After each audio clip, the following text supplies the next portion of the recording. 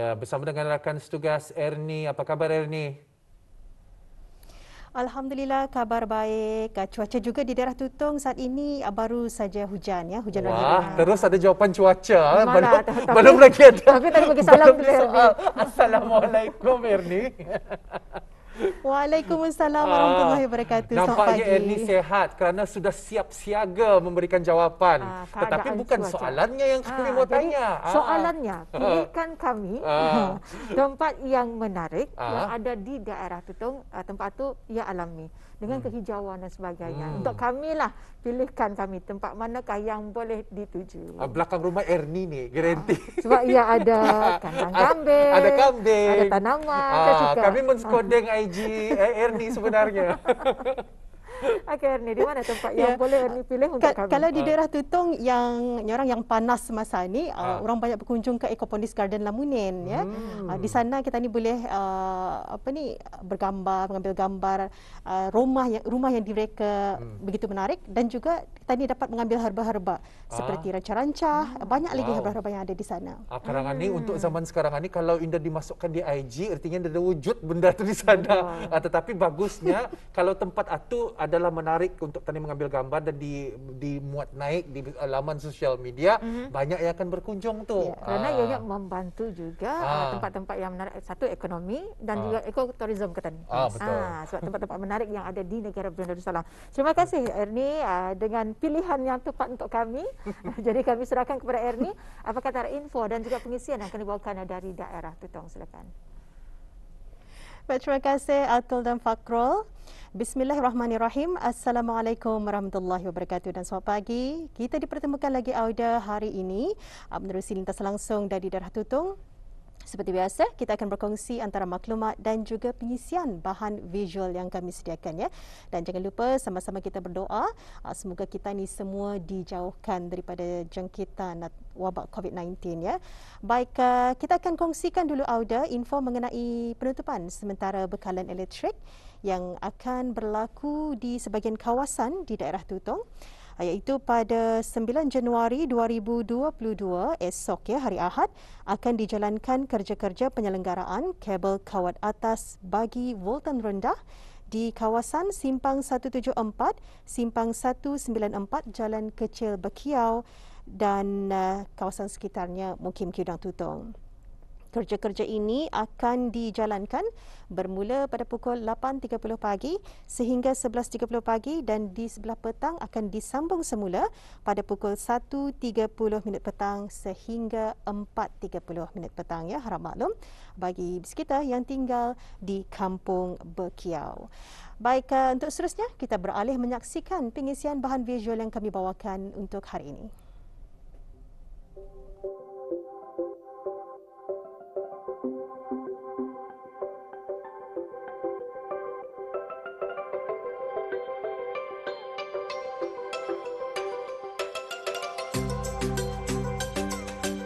Apabila menyebut buah sulang, pasti tidak ramai yang mengetahui mengenainya. Buah sulang adalah antara buah-buahan kampung yang lazimnya tumbuh di tanah atau pai gambut di hutan belantara. Ia tergolong daripada keluarga Rubiaceae dan saintifiknya ia dikenali sebagai Gardenia petrocalyx. Genus Gardenia ini mempunyai lebih daripada 140 spesies yang terdapat di kawasan tropikal dan subtropikal di Afrika, Asia dan Kepulauan Pasifik. Dan buah sulang adalah antara spesies daripada jenis Gardenia yang terdapat di negara ini. Di daerah Tutong, buah sulang juga terkait dengan sejarah kepada penamaan salah sebuah kampung di bawah tadahan Mukim Lamunin, iaitu Kampung Bukit Sulang, yang dipercayai bermula dari sepohon pokok sulang yang ditemui oleh penduduk kampung di atas bukit. Pokok buah sulang kebiasaannya akan tumbuh tinggi sehingga mencecah lebih daripada 10 meter. Meskipun kurang pendedahan mengenainya, namun buah yang cukup eksotik ini mempunyai keunikan dan keistimewaannya yang tersendiri. Bismillahirrahmanirrahim. Assalamualaikum warahmatullahi wabarakatuh. Ya, Auda, untuk keluaran kali ini saya akan bawakan mengenai dengan buah sulang. Ini tah buah sulang ni. Dan lazimnya buah sulang ni akan tumbuh tinggi 30 kaki 10 meter cuma itulah. Jadi kita ni kan memukulnya dengan menggunakan penjuluk.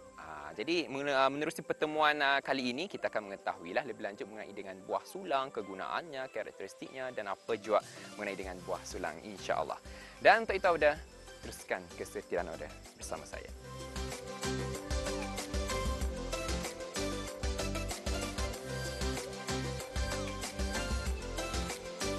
Buah sulang mempunyai bentuk fizikal yang seakan-akan seperti buah biabas atau guava, terutama dari segi warna luarannya yang berwarna hijau dan permukaan kulitnya yang agak kasar. Dan ada juga mengatakan ia kelihatan seperti buah delima kerana adanya calyx, iaitu kelopak berbentuk bulat di hujung buah sulang tersebut. Buah ini juga bukanlah buah yang tumbuh bermusim seperti buah durian, rambutan dan sebagainya, tetapi ia akan berbuah apabila sudah cukup matangnya dan boleh dipetik apabila ada di antara buahnya pada pokok sulang tersebut telah kembang dan pecah, maka bererti buah-buahan yang lain pada pokok tersebut sudah dapat dipupul.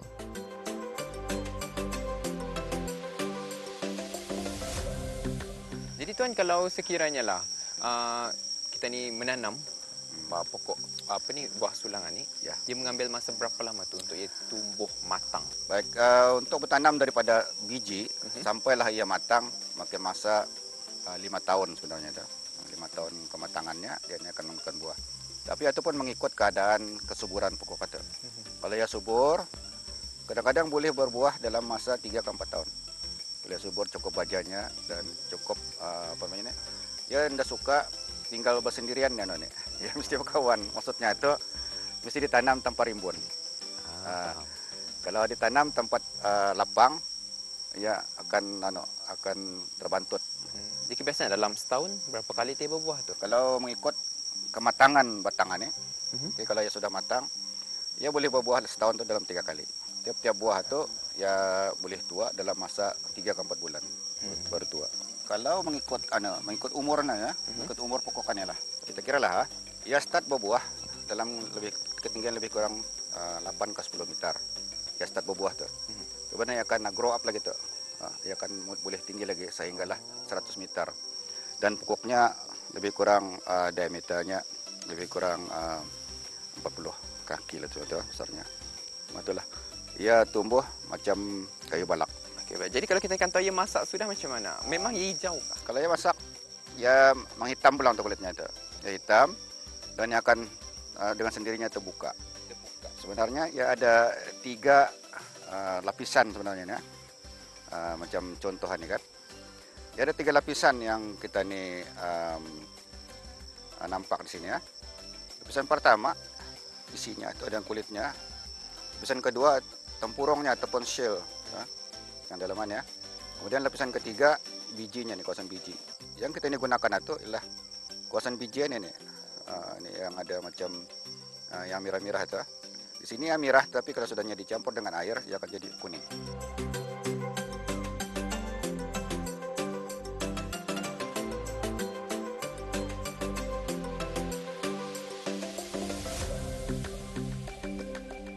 Buah sulang yang dipetik dan belum terbuka atau pecah buahnya hendaklah diperam terlebih dahulu sehingga ia masak.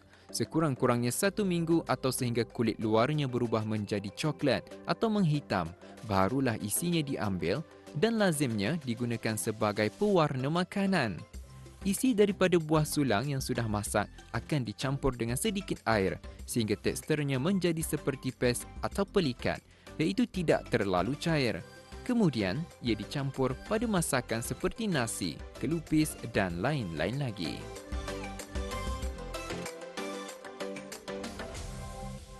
Penggunaan pewarna semula jadi daripada buah sulang akan menghasilkan warna yang kuning, sama seperti kunyit. Tetapi penggunaan kunyit akan memberikan rasa yang pahit. Penggunaan pewarna buah sulang juga adalah lebih baik kerana ia adalah daripada bahan alami yang tidak tercemar daripada bahan-bahan yang mengandungi toksin, selain turut memberikan warna yang cantik serta menambah rasa yang sedap pada masakan.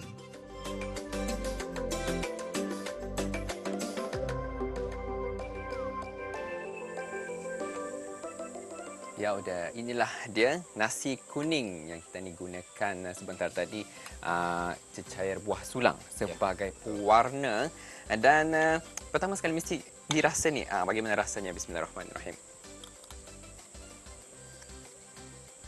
Memang kita dapat rasa sesuatu yang alami lah, dan baunya juga pun ya, dia membagi bau yang dia nyaman di bau, tapi baunya wangi.